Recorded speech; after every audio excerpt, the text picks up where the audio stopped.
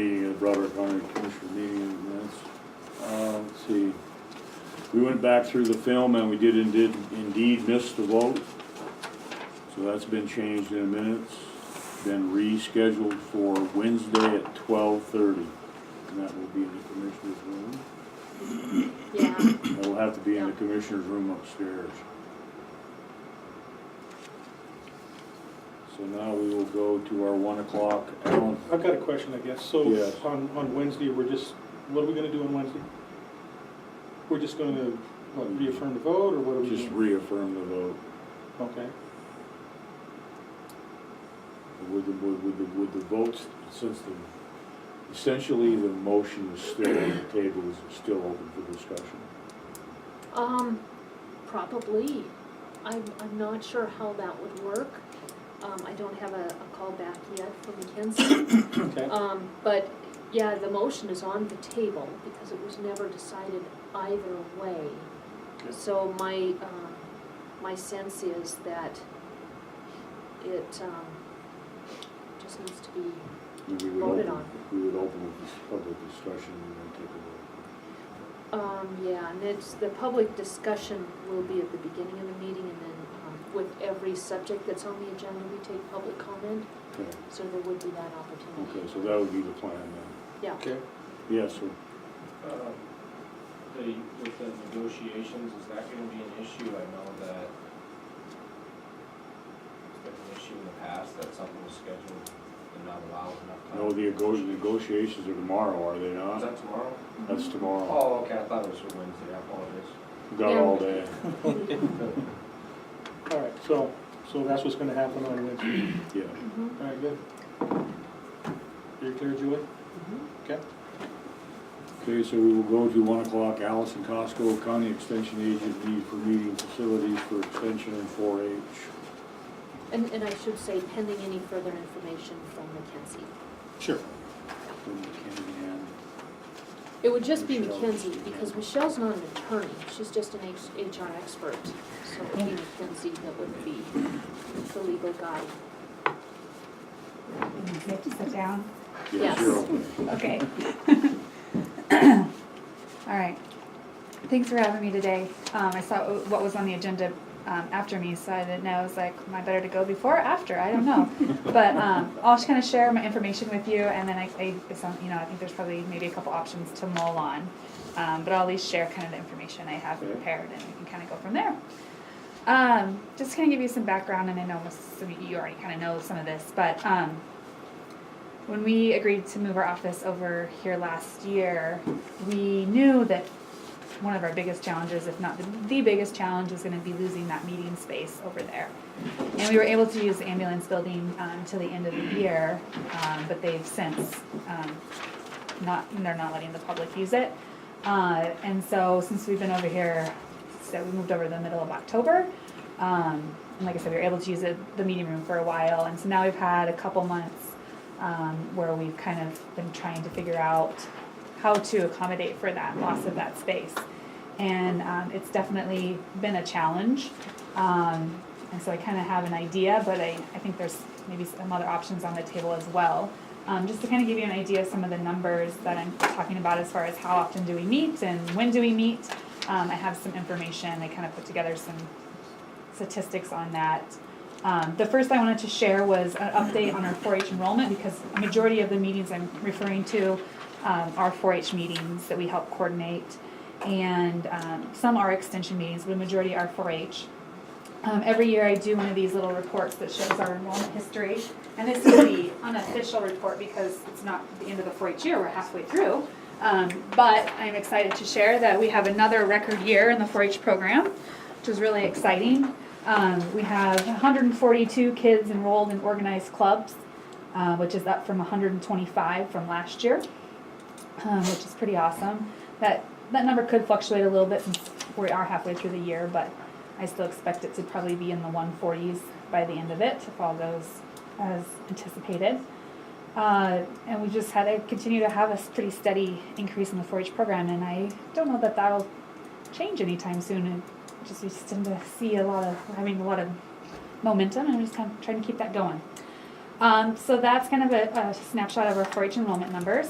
I went back the last 3 years and kind of did an analysis of how often we're meeting, because yes, there's 142 members, but really what does that look like and mean? And so I did this analysis of how often we're meeting indoor meeting space in town. And this goes back to 2016. I have other copies if members of the public want some. And this includes all indoor 4-H meetings. It doesn't include the things that we do outdoors, like some of our shooting sports projects. It includes some of the things we use the 4-H building for, but not all of it. So for example, we do our archery at the 4-H building every week. We wouldn't move that to town by any means. That would continue to get there. So basically, any time that we needed an indoor meeting space in a town facility was included on there. In 2018, we had 99, so essentially 100 meetings throughout the year. That does include some of my extension programs. About 70 to 75% of the meetings were in the ambulance building. So about 75 of those were in the ambulance building. So that's a lot of meetings. And I honestly didn't realize we met this much until I put this numbers down. Don't worry, I don't go to all of them, but we still coordinate them and have leaders who do go to them, and we have a certified volunteer that's at at least one that's at every meeting. So it's a lot. So the last couple months, we've used a variety of different meeting spaces in town. We're using this room a little bit, and it works fine for some of our meetings that we have, like a lot of our committee meetings, it works fine for. It doesn't work great for a lot of the workshops that we do. It's just, it lacks tables, the pillars get in the way. I mean, the accessibility in the evenings and weekends is not great. But it works for some things. We've been using the senior center, which is works pretty good for some meetings. The challenge with the senior center is we do have to pay to use it, which adds up quite a bit.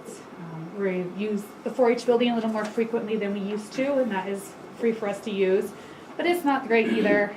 You know, acoustics aren't good. It takes a while to set up and take down, clean up. And heat. Yeah, oh my gosh, heat. So we may not be paying for it out of our pocket, but the county pays for it when we use it for sure. And let's see, you know, we've tried some different churches, and that works well if we have connections, like our 4-H families have connections. So we're kind of been all over. One of my challenges is for the facilities that we have to pay for is I don't really have room in my budget, because it's never been an expectation for me to pay for those, but I've been taking it on my budget because I don't really have any other choice. The 4-H Council doesn't really have the budget for it either. They fundraise for all of their funds and their program. So anyway, one of the options I've been looking at and considering is using the Mason building. And Tina Holman has been working on the project. I'm sure you all know that. And she would love to see 4-H use that facility. The challenge is that she has to keep the lights on and keep the heat going in that building as well, and so wouldn't need to charge us to use it, which is totally understandable.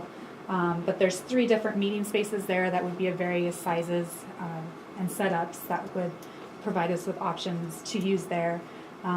She's had some things that have made her kind of keep extending out the date of when that building would be ready, but right now she's hoping in April, but we'll see. And so I kind of asked her to consider maybe a proposal or what she would ask from us to use that facility on a regular basis. And so we've kind of negotiated a number for a while, and I have, I guess, what she would like to see us propose, and that's it'd be $225 a month for the use of the building, and basically that would be more or less, I mean, within reason, unlimited use of that building. Close, maybe I don't want to say we're top priority, but we would usually have close to the top priority. We'd have 3 meeting spaces available, and so it'd be about $2,700 a year. And so, as you can see, our meetings, we usually are heavier concentration of meetings in the winter and spring, and then by the time summer and fall comes around, we're only meeting maybe a couple times a month, just based on what's going on. So that $225 a month would just kind of balance out throughout the year. So in the winter, it'd be a really good deal. for us, and in the summer, she's making a killing off of 1 or 2 meetings a month there. Okay. Is that what it means when it says within reason? Is that how she's? Yeah, and we kind of, she kind of came, actually, she wanted, her original proposal was $300 a month, and we looked at the number of meetings that we're expecting to have, and that just seemed a little bit high, I felt, so she brought that down to $225. I think if we reach a point where we're, in there every single night, she would probably want to reevaluate that.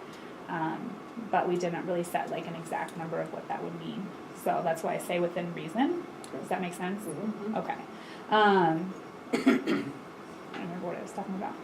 So anyway, the challenge still becomes so this sounds like a really great deal, but how do we afford it on a limited budget? And I know that there is a little bit of savings from office moving over here, and I don't know if any of those funds would be accessible or not. But I'm just trying to look at options so that we can try to really stabilize a meeting location for our program, because it's really been a challenge to kind of bounce around, and we literally have things on the calendar for the next 2 months that the location is to be announced or to be determined, because we don't really know where we're going to do it. So so I'm just kind of throwing it out there to see if you have any ideas or suggestions, and maybe the next conversation will lead it into that as well, but that's why I'm here.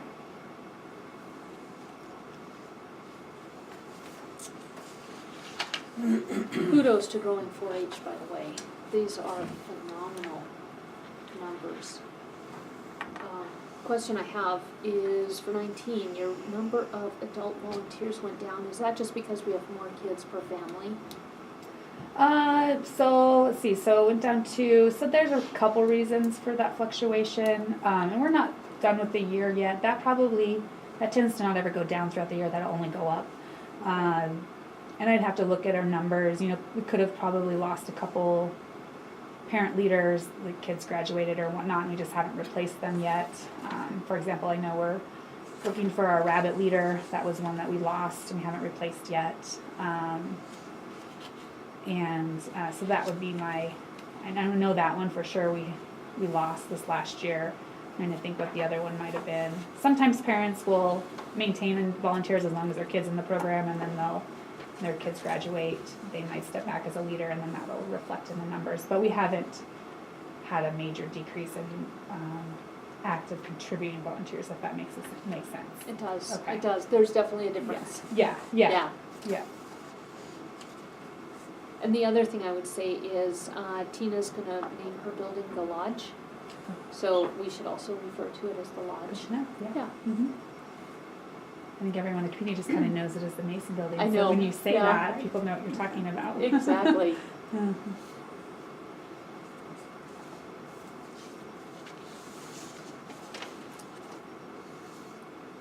One of the things we've been struggling with today, even this morning, is Wednesday, this room is going to be used by us, by the trust board, another entity at 2 o'clock that I don't remember who they are, Board of Health,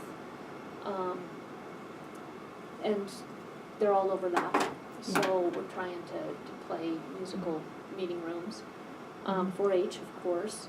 Our little office meeting table upstairs is used easily 2 to 3 times a week. Mm-hmm. Sometimes not involving the commissioners, so we just work around them. Mm-hmm. But it's certainly an issue for more than just 4-H, but certainly for 4-H. And this room just is not big enough for a lot of the things that we do with that. Mm-hmm. So thanks for bringing this forward. Mhm. Appreciate it. Sure. Yeah, I agree. We definitely have some needs. And I guess this leads into our next discussion, huh? Right. It does. It does. Right. Okay. Okay. Thanks, Allison. So I'll leave that to your. I'll Well, send- listen, does this Mason building, does that include all your workshops you put on too, or is it big enough for that or not? It should be. The largest meeting space in there is, Tina said, will hold probably comfortably about 100 people. And so that would accommodate our larger workshops. I think for some of the big events we do, we would still use the fairgrounds 4-H building for. And I don't think for some of those very large events I even included them in this, because we would still use that 4-H building for some things like our annual achievement night, different things like that. But out of those 3 spaces that are in the lodge, The biggest holds 100 people, the other two are smaller, and I think are more around like 10 to 15 range, like a committee meeting or something like that. Yeah, and I haven't been out there recently. Tina keeps inviting me, but we haven't been able to connect. I was out there early on in her process, but I'm really excited to go and look at it now. I was hoping to get here before today, but she's been out of the country for a couple of weeks, so I haven't. Again, we're just not connecting. So I'll sit back and listen to the next discussion. Thank you. Thanks, Allison. So we move on to our 115, intercap loan to purchase space for ambulance and extension 4A. So, I had a couple of days vacation last week. But, so I didn't get this application filled out. What I had hoped to do is to actually have it filled out and bring it to you guys, for your approval. But what I did is I printed out the body of the application. So this is Bureau of Investments, and it's under, BOI Intercap Loan Program. So this is a loan program under the state of Montana, and it is for local governments. And you can see the list on the front page of who's eligible: special districts, counties, schools, etc. So what they do, right now the interest rate would be 3.15%, and we could get a loan up to 15 years. What we do is, if we are successful in getting a loan, we would actually put in our budget that particular line item and our payment, so it becomes something that we're guaranteed to do, just for the state's protection. This is the old, or soon-to-be old, Opportunity Bank building. What we have been told is they are interested in selling that, potentially to the county. They cannot give it to us, I did ask. So we would need to, first step, send them a letter and ask them if we can indeed purchase the building and propose an amount. And then we would fill out the loan package, and I would suggest the full 15 years at the 3.15%. It would meet some of our needs. It would, number one, provide a heated storage area for our ambulances. They have to stay above 50 degrees minimum. We have been over there with the ambulance crew a couple of times to look at the space. It would also provide office space for our EMTs, as well as our fire chief, for taking care of paperwork, storing private HIPAA-protected paperwork. And then it would also provide office space or a meeting space, and/or a meeting space. There's a large front area that could be a meeting space. So we would have to get creative, but we do know we are busting at the seams, space-wise. We don't have enough office space. We don't have enough meeting space, as we know from today. I absolutely salute Tina and what she has done with the lodge, and I think it's right that 4-H would pay for use of the space, because government, in my opinion, should never undercut local businesses. But this would be an opportunity of providing a forever home, possibly for 4-H and extension, as well as much needed meeting space. It doesn't answer all our questions into the future, but it certainly answers a lot of them. And we've talked about this before in previous meetings, but just a little bit more detail. I did talk with Mark, well, I didn't talk to him, but through a mediator. Mark Menke, not a mediator, but an intermediary. Mark Menke is the loan officer at MBAC. Probably met him last week, Daryl. The guy's brilliant. He said that minimum we should propose to Opportunity Bank is $150,000 for the building. He said if you undercut too low, chances are they'll say no and you lose the opportunity. So I would be thinking 150, possibly up to 200. We do have the tax paperwork, and that says that the building has a taxable value of $277,000. We'd also want the back lot to the south for parking. I think that's it. So my thinking would be, if you guys are agreeable to filling out the application, taking that time, we could maybe keep this on the agenda for the next couple of weeks and keep moving forward. Also, propose a letter to be sent to Opportunity Bank with a cost proposal, or Sure. we'd like to buy your building for this amount. Yeah, I mean, I agree that it could be a good opportunity for us. I did have opportunity to talk with our sheriff. He said that he would be interested in that smaller bay possibly to use for vehicle investigations as well. So there's another possible use for that for us. When I was at the MVAC meeting, I did talk with Eric Seidensticker, and it was suggested that he's going to do a little background check to make sure there's no DEQ Yes. issues. We don't want to step out of one Right? into another one. Right. So he's checking on that for us, to make sure there's no issues there for us. I guess along with that discussion, we need to be thinking about how we would pay this loan. So, we know that the ambulance building needs to go away. The opportunity for us to get that done and actually have them remediate the asbestos, and, abate that for us without any charge to us is very nice. Yeah. And that saves the county it could be up to $20,000, right? Yeah. So that's a great opportunity. Yeah, so my question becomes though, then is if that building goes away, we all know that building is tied into the hospital as far as for, what's the word I'm looking for? Collateral, I'm gonna start with a C, collateral to that existing loan. So we need to be thinking about how that process would go. I know who's gonna own that when it's done. Is the hospital board still gonna own that whole property over there? Is it gonna come to the county? And these are just kind of questions in my mind that I have. And there's been some juggled answers. The property under the building belongs to the hospital, correct me if I'm wrong.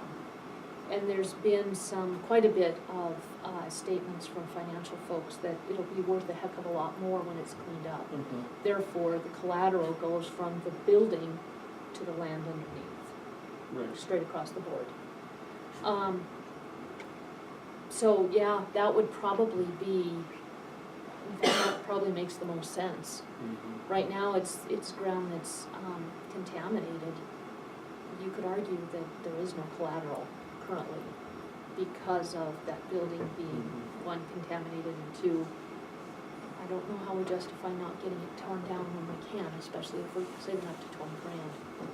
So it's kind of two different subjects A because little bit. regardless, there's no way to use that building. It's a health hazard. You cannot. In fact, DEQ was quite upset at extension being in there as long as they were. And they were right to be upset. So regardless, we still have the needs, and that building is unusable.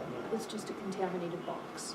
I guess where I'm going with that is how we could possibly find ways to help pay for this. Yeah, And, if the property becomes the county's, if that's the direction it goes, and we own it, then there's two things. One, we could sell it, right, to help pay for this loan, or do we need to keep it for the parking lot for all the activities that are going on across the street? economically, you do You know. not want a parking lot on your main street, Well, no, you don't, right? but we have one now. Right, right. But we would have to work with our economic development and community development and Chamber of Commerce to see, is that what you guys want? Right. But it's still a good conversation to have. Even a vacant lot is worth, a clean vacant lot is worth a certain amount of money. Mhm. So if it is the hospital's, that becomes their question. Right. The ambulance storage, we do have contract with the hospital, so we could actually ask them to pay a part of the loan, perhaps the garage portions of the loan, so. Yeah, there's a couple of opportunities that we could be looking at for payment. The honest truth is the prices are never gonna go down. and the needs are never gonna go away. So when we do have an opportunity, is it something we can afford not to jump on? Is it something we should be looking at? Yeah, you know, the other thing too that I've been thinking about is, say we do get the building, I mean, in its current state, it's gonna need a little bit of work as far as for, you know, we gotta put the doors on, gotta make sure the heat works, and there's a bathroom back there that needs to be sorted out. Up in the front, there's only really one office that Allison could use, so we have to reconfigure that and all the office and stuff. So, you know, the initial cost is one thing, but then we need to be thinking about what it's gonna cost to get this building remodeled so that we can use it as well. So I think that those conversations need to take place along with what we're doing here. And we could add to our intercap to have those reconstruction costs incorporated in that. We also have Mike Myers. We've got him in the hole, it's golden. Right. If we didn't have that, then you're looking at contracting. Well, that's a higher cost. You do it in-house, we're just looking at materials.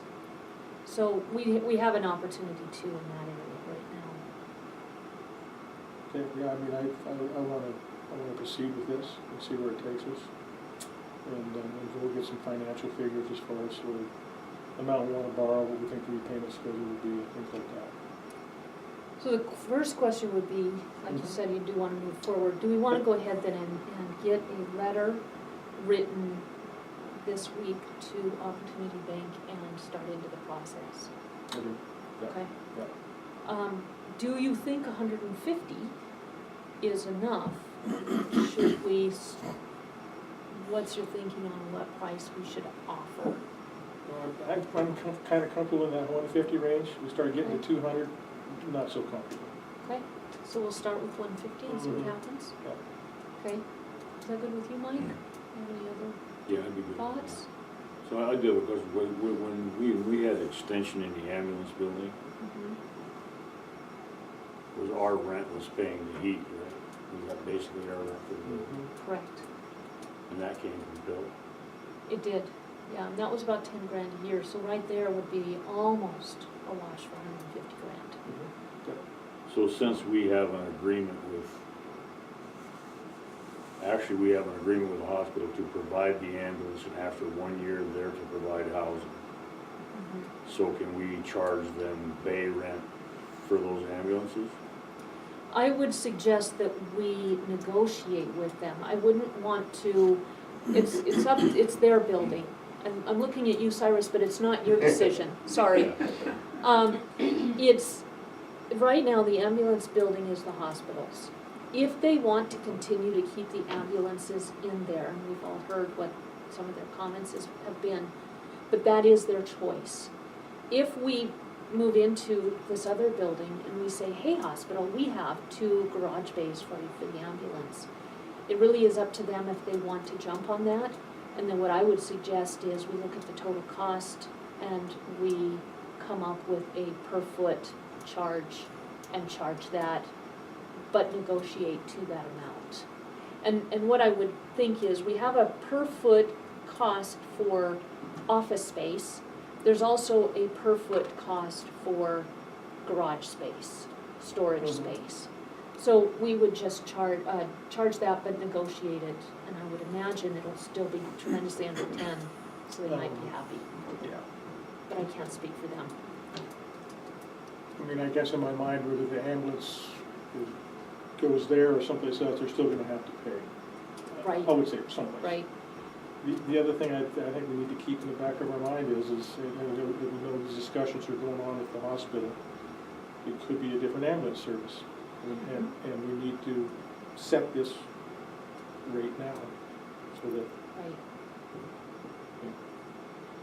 Yeah. okay, Yeah, absolutely, and you keep it fair, and that way it's fair across the board. Like you say, if it's not the ambulance Sunday, maybe it's rural fire, maybe it's sheriff's office, maybe it's search and rescue. So as long as we're fair across the board, then that can be applied across the board, and we have, a defensible foundation. okay.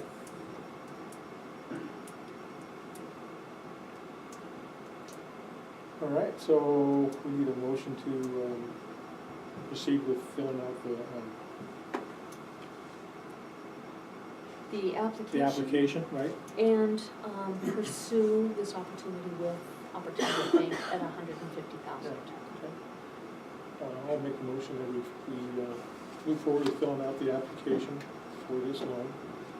And we'll draft a letter for Opportunity Bank to notify them that we're interested in purchasing a building for $150,000. And I will second that motion. Motion been made and seconded to fill out an application for the Montana Board of Investments Intercap Loan Program and to draft a letter with a proposal of $150,000 to Opportunity Bank for the present Opportunity Bank property on Main Street. Any further questions? Did you have, there's some questions out here, I think. I just wanted to clarify something. The current ambulance building and property is owned by the hospital district, not the hospital. Correct. Okay, Yes. just wanted to make sure that was clear. Thank you. Real quick question, do you have, I know that it's kind of, I guess, from what I heard, it's up in the air a little bit, the amount of a loan or the intercap loan application, is there a figure on that? I would assume it would be the $150,000 if that's the price, plus the cost of new construction interior. We know we have to replace the garage doors. We're gonna have to do some segregation of spaces in the interior. Understood, so the application process will come behind those costs being figured out, I guess, is that how it will work?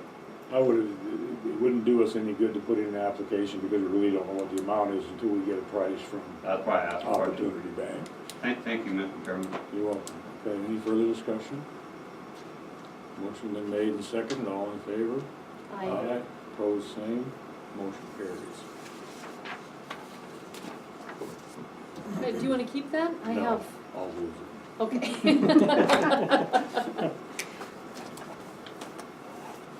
And I'll ask for edits too for a letter, Okay. and have that hopefully for you by tomorrow. Okay, so move to our 1:30, Teresa Munson, Public Health Director, WIC Program Termination Status. So I gave you guys a letter, yeah. And it basically just says that the WIC program will be terminated March 12th. We did have a short contract sent out to Boulder, to Jefferson County Public Health Nurse. She's the one that's been doing our CPA work, and she agreed to come to Townsend if needed. We don't really have anybody for her to see, so as it is right now, unless somebody comes in the door and, you know, is a new client, then we would have to set them up to be seen in the next 10 days until March 12th. So, then we'll be packing everything up and taking it to, probably Lewis and Clark County. And, that's it, we'll be done. And Teresa, have you requested an inventory list from the WIC I did, folks? Okay. and actually one does not exist. And since I told them, you know, I've only been there 2.5 years, so I have no idea, you know, what equipment belongs to WIC and what doesn't. I mean, there's some obvious things like our electronic signature pads and stuff like that. Those obviously belong to WIC. She was just wanting some of the equipment that we took for outside satellites, because we have portable scales for infants and children, and then also some boards that we measure babies on. Those kind of things, we have no use for those. So we'll pack up all that stuff. We do still have some equipment in White Sulphur and Whitehall, so I'll be traveling over there to pick up that stuff and get that up there too. And then if they go up there, you know, they can start from scratch instead of trying to figure out what's there and what's not. So I'll be doing that when the weather clears, I guess, pretty much. So yeah, they had no inventory list available. So I'm just gonna, you know, do it as fairly as possible. So, there's some laptops and stuff like that involved, so, you know, we'll just kind of divvy those up, basically, because we do use those laptops, so. And you might look to, or ask Debbie or Michelle to help look up the old, going back in the WIC budgets. It'll show any perhaps laptops or other equipment that was purchased through WIC. Otherwise, it may have been purchased through the general fund, Right. in which case it would be property of Broadwater County. Right, and the other thing is, you know, we all know that if you purchase a $3,000 computer, that is coming out of the general fund one way or another. It's either going to be to pay for wages, you know, it eventually comes out of the general fund. So, Yeah. that's why I thought I'd just do it as fairly as I can.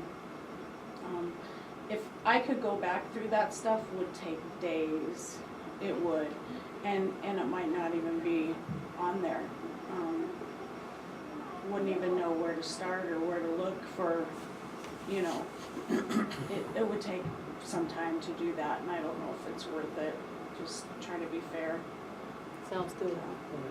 Do we have an asset program in our county as far as for, you know, roads? What we used to do, we had the asset list and it was assigned a tag, and it was always tracked until it was disposed of or whatever. Do we have that going on? No, when we get an asset, we drive it into the ground with use. Yeah, we don't have that, and we should, Okay. but it's one of those where lack of personnel, lack of time, they're just busy doing the work. If I may, Mr. Chairman, historically, I don't think that labels have been put on stuff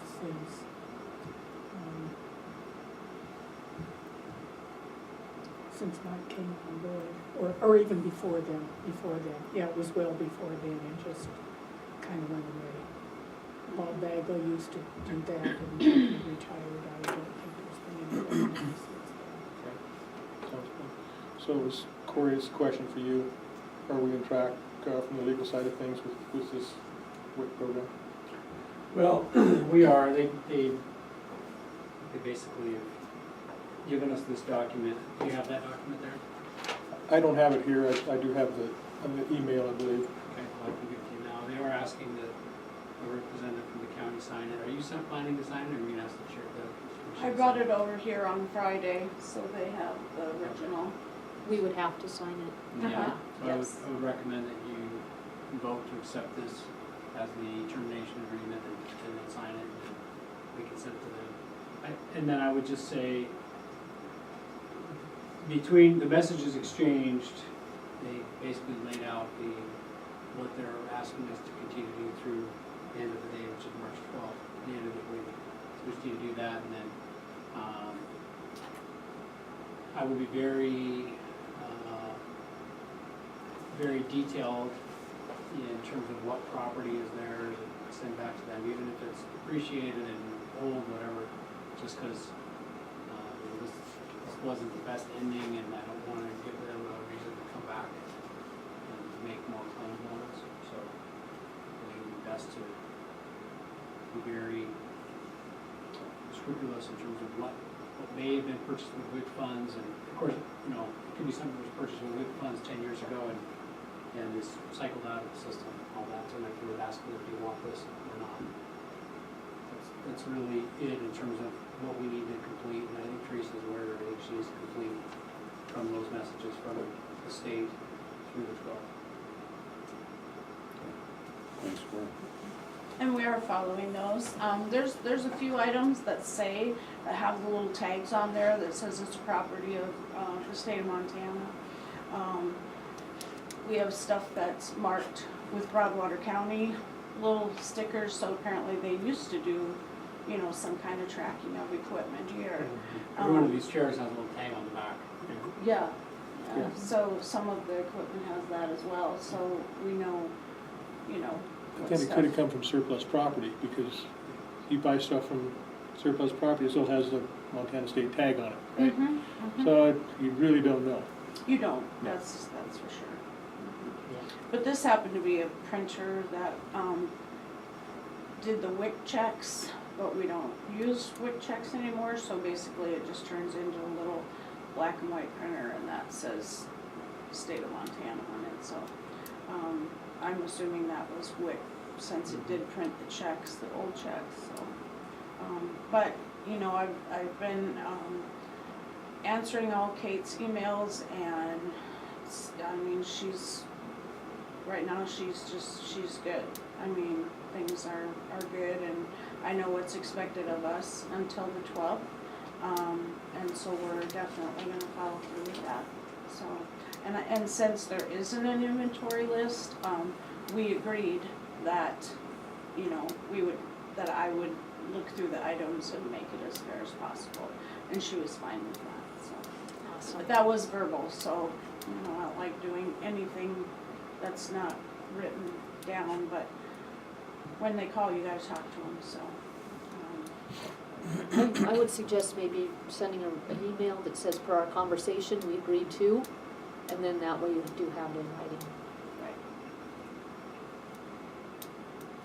So we need a motion to sign this letter to terminate this task order. I will make that motion. The second motion. Motion been made and seconded to terminate task order number 1907-521-0020 between Broadwater County and the Department of Health and Human Services WIC program. Any further discussion? All in favor? Opposed, same. Motion carried. It's been stated many times, but I think it's worth repeating, that Teresa and Heather have put together a plan they're not dropping anybody. They've worked with every single client. Their plan is to move forward with more services for seniors who are really kind of the group that's been falling through the cracks. So I really commend you guys for your planning and diligence and evaluating how to do and what to do. Thank you. We do have a meeting on March 5th, with Rocky Mountain Development Council. We're just gonna check out some more, avenues for grants and stuff like that.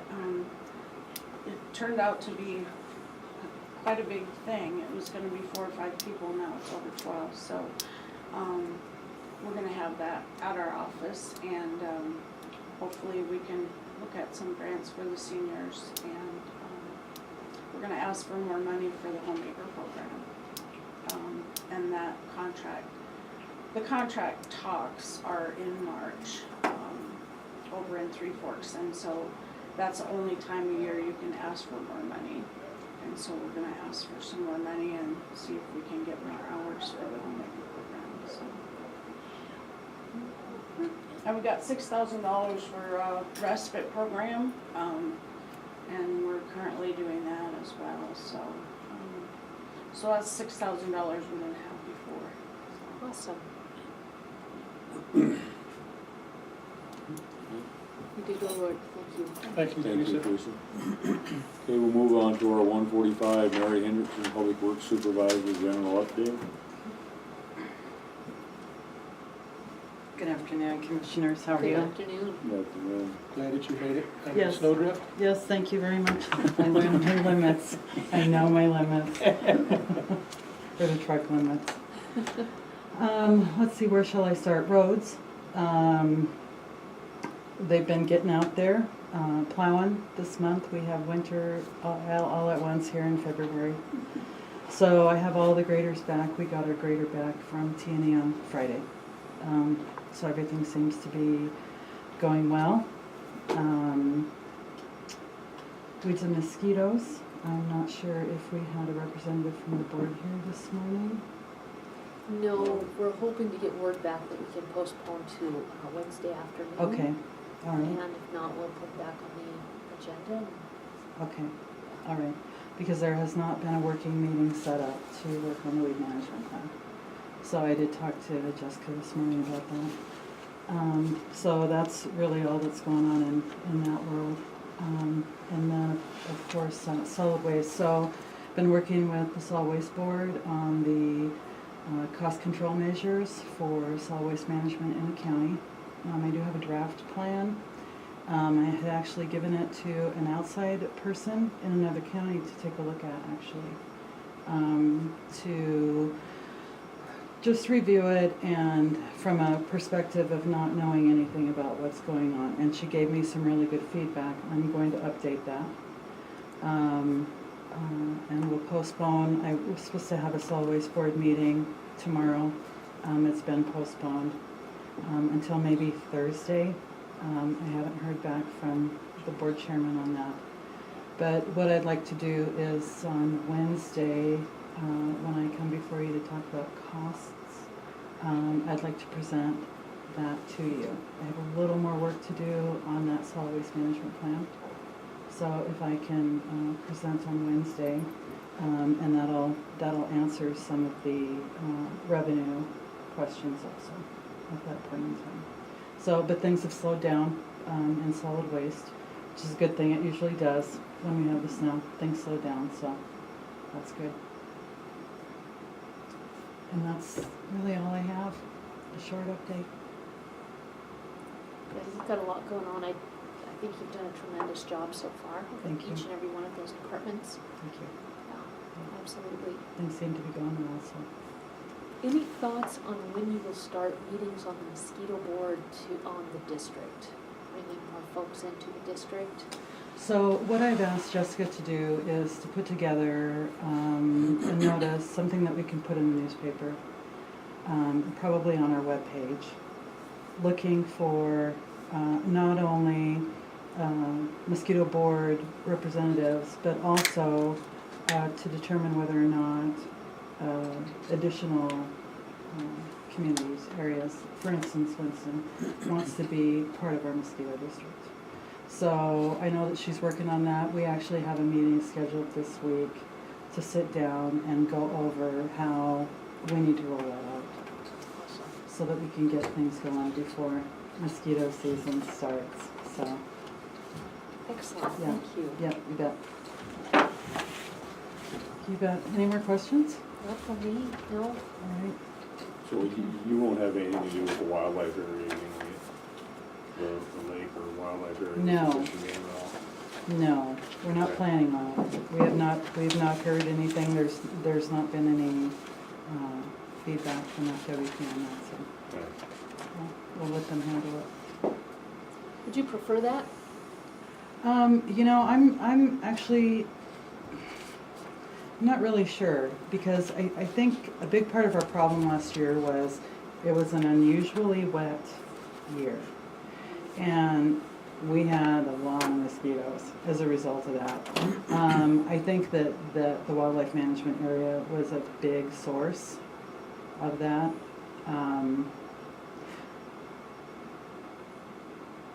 If we have the budget to do that, I would like to do that, because it was just from things that I heard in the community.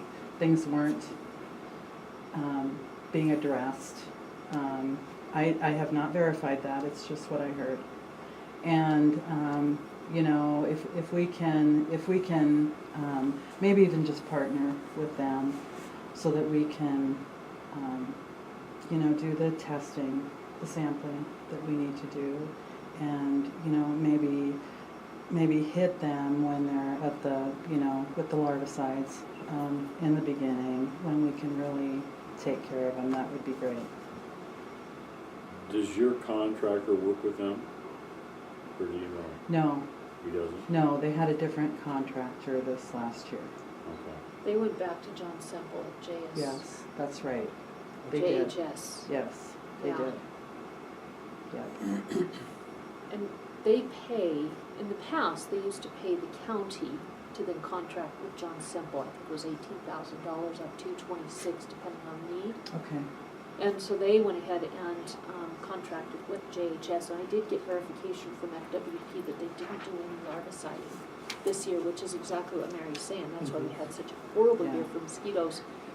If we put the county back into that process, if FWP is open to that, it might help ensure that that gets done for our folks. Mhm. So if it's okay with you, I'll ask them to contact you about Yes. that. Okay. That would be great. Good, yeah, and from my education, I mean, I understand that there was, somehow it split away at some point. And is that their area of responsibility? It- Yes. Yeah. Okay, Yeah. okay. Mhm. All right, yeah, definitely. Yeah. We'll work back towards that if we Yep. can. Yep, Okay. okay, good. So do they handle the river and the lake then, or what's exactly their? They do. what's exactly They do. I will bring a weed district, or a mosquito district map and hang it in there Okay. too. But they do all that. We don't do that. So, Yeah, it's gonna be an educating process for me, cause Mhm. I'm sitting on that board, so good, you're getting up to speed. good. That'll Okay. be great, yes. All right. All right, great. Are there any more questions? Nope. Okay, all right, thank you. Thank you, Mary. Appreciate it.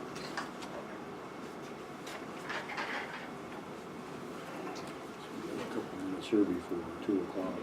So we got, the corrected minutes for February 19th. Where it says, now it says Commissioner Overton terminated you 11 for cars, motion seconded by Commissioner Goldberg. No vote was recorded. That was the change that was made this morning, so there, motion to approve the February 19th, 2019 minutes. I'll make a motion to approve the February 19th minutes. I'll second. Motion made, second to approve minutes from February 19th, 2019, all in favor? Aye. Opposed, same. Motion carried.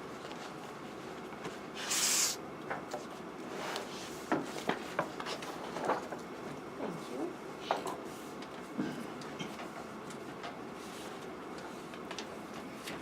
So I have the official notice of the annual meeting of the Vision Line and Electric Cooperative.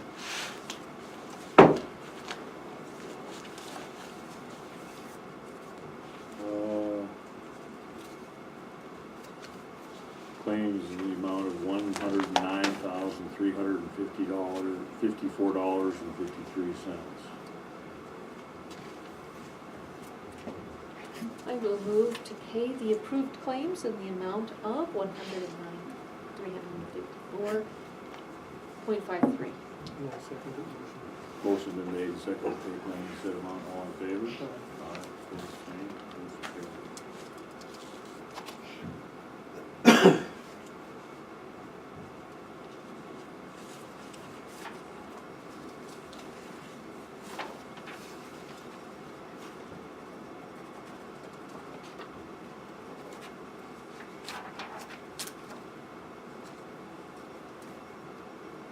Thank you. One more set of claims here.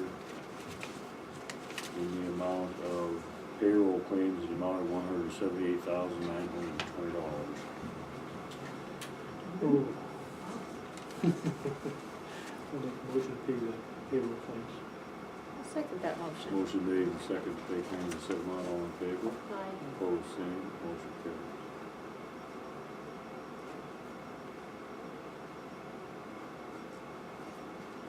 Okay, Corey, we're ready for you. All right, two items on the agenda. One is the Longhorn driveway. I was able to finally locate the owner of the property. Visited with him on the phone. He's an over-the-road trucker who's gone a lot, and back in weird times, hence the reason we've never been able to serve him personally. He is coming back in the next 2 weeks from a long run, and he and I are gonna meet and meet in person, potentially go over to the property. The short version is that he has a really long tractor trailer combo that he thinks he thought, I don't know that this is that right, it's gonna take some research. He thought that the driveway that's in dispute, just, I guess I gotta refresh, we're talking about Longhorn Driveway, it's a road that comes off of Antelope Road in that subdivision. The requirement is that you have one approach off Antelope Road onto Longhorn, that's kind of the internal access road for everybody in that subdivision, that homeowners area. And this guy, Mr. Brian Barnett, is on the corner, and so he has another access road that comes straight off Antelope into his property. He was telling me, gosh, when I bought that, I was pretty sure that was already in place. I'm not sure that that's accurate. But he said he bought it specifically for, he has a long tractor trailer combo, and with that driveway, it allows him to come in and do the move. And he said, basically everyone in the subdivision's gonna be upset if that's removed, cause it's gonna tear up the road right there at the beginning of the access road off Antelope. So I said, well, I'll tell you what, so let's meet, let's go over this. If the change like that can't be accepted without approval of all the property owners in your homeowners association, plus the approval of the county commission, and there's a safety concern there on the corner, because the next property, I'm gonna say north of it, which is outside the homeowners association, has a approach that would be pretty close to it. I think there's some concern there. But again, the success was actually talking to the guy on the phone and him agreeing to meet with me, and we'll go through that. So that's where we are right now. I spoke to him a couple days ago on the 21st, and then I'll let you know once I meet him in person. It's possible that he's going to be submitting an application for approval for that other access road, which Nicole and I met on this, and they said, well, because that was a county required condition for that subdivision, it would have to go to all those property owners for the opportunity to object, and I think maybe their homeowners association would have to do a vote to agree to that change, plus the county commission would have to agree to that change. So there's some steps in the way. That's where we are right now. I provided a letter on Friday, I believe, that I received from Chuck Pataya, who is the attorney for Dr. Campbell, and appears to be basically a counteroffer of, let's do a 2-year lease at the $5,000 a year, and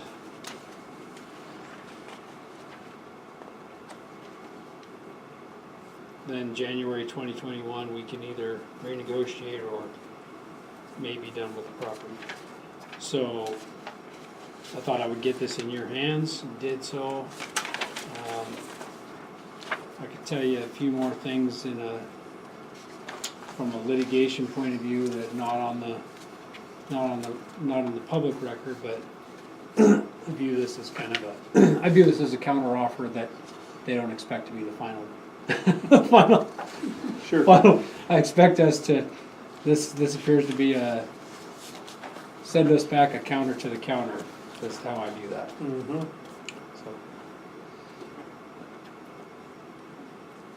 Can I ask a few questions about this? Sure.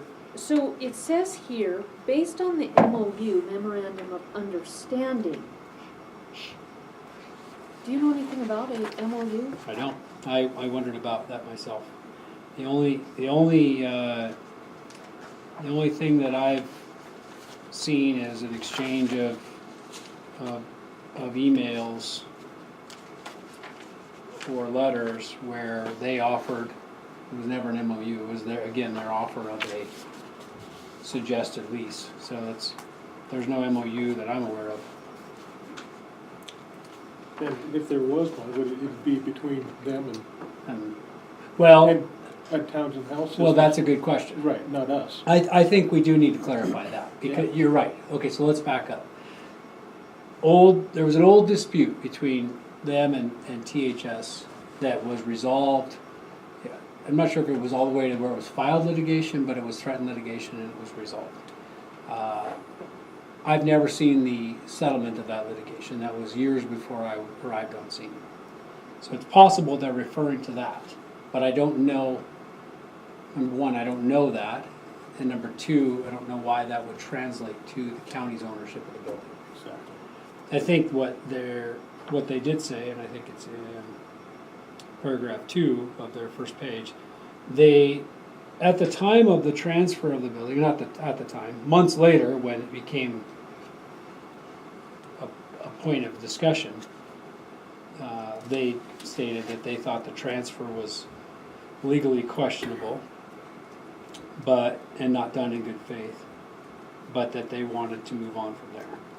In paragraph 3, where he references the memorandum of understanding, he says, based on a memorandum of understanding, Dr. Campbell waived his $5,000 per annum salary, etc. I don't know where that would come from. At the time that we first negotiated, or discussing this lease, that was their